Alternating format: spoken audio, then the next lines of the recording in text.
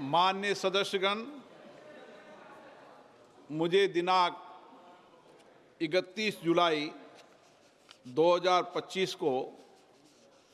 श्री रविशंकर प्रसाद और सदन में प्रतिपक्ष के नेता सहित सत्ता पक्ष व प्रतिपक्ष के कुल 146 सदस्यों द्वारा हस्ताक्षरित निम्नलिखित प्रस्ताव की सूचना प्राप्त हुई है, जिसमें भारत के राष्ट्रपति को माननीय इलाहाबाद उच्च न्यायालय के वर्तमान न्यायाधीश न्यायमूर्ति यशवंत वर्मा को न्यायाधीश जांच अधिनियम 1968 की धारा 3 के साथ भारत के संविधान के अनुच्छेद 124(4) के साथ पठित अनुच्छेद 217 और अनुच्छेद 218 के अंतर्गत उच्च न्यायालय के न्यायाधीश के पद से हटाने के लिए एक समावेदन प्रस्तुत करने का प्रस्ताव है। ये सदन संकल्प करता है कि इलाहाबाद उच्च न्यायालय के न्यायमूर्ति यशवंत वर्मा को उनके निम्नलिखित कदाचार के लिए पद से हटाने के लिए महामहिम राष्ट्रपति जी को एक समावेदन प्रस्तुत किया जाए। दिल्ली उच्च न्यायालय के तत्कालीन न्यायाधीश न्यायमूर्ति यशवंत वर्मा वर्तमान में इलाहाबाद उच्च न्यायालय के न्यायाधीश के सक्रिय और कब्जे में नई दिल्ली स्थित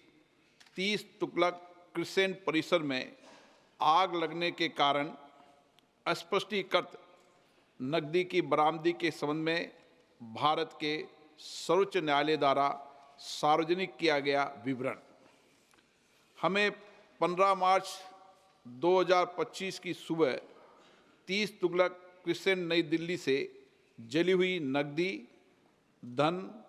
मलबे को हटाने के संबंध में साक्ष्य की भी जानकारी है। हमने न्यायाधीश जांच अधिनियम 1968 के सामान्य प्रावधान और विशेष रूप से उसकी धारा 3 के प्रावधानों का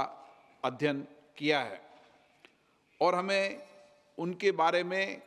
परिचित कराया गया है। हमने न्यायाधीश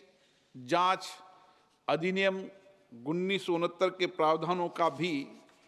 अध्ययन किया है। हमें उनके बारे में भी परिचित कराया गया है। हमने सी रविचंद्र अय्यर बनाम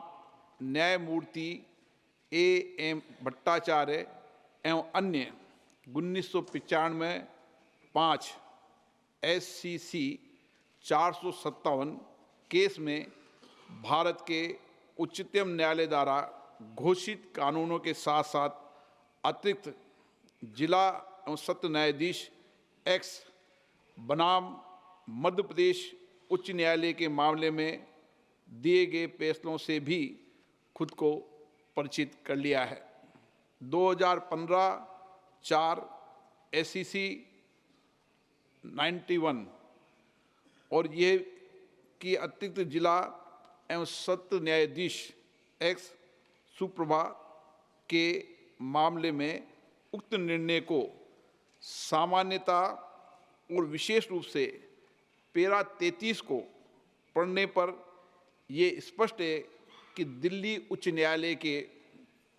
मुख्य न्यायाधीश ने न्यायमूर्ति यशवंत वर्मा के विरुद्ध शिकायत को गंभीर प्रकृति का पाया और उक्त निर्णय के पैरा 33 के तहत परिकल्पित इन हाउस प्रक्रिया का पालन किया। यह भी स्पष्ट है कि भारत के तत्कालीन मुख्य न्यायाधीश ने इस गंभीर एवं चौंकाने वाले घटना और तथ्यों पर विचार करने के बाद और न्यायमूर्ति यशवंत वर्मा की प्रतिक्रिया तथा दिल्ली उच्च न्यायालय के मुख्य न्यायाधीश की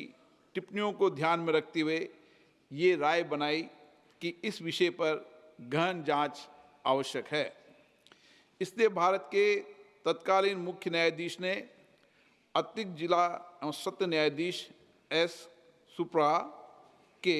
मामले में निर्णय के पैरा 33(3) में परिकल्पना के अनुसार एक 3 सदस्यीय समिति का गठन किया गया।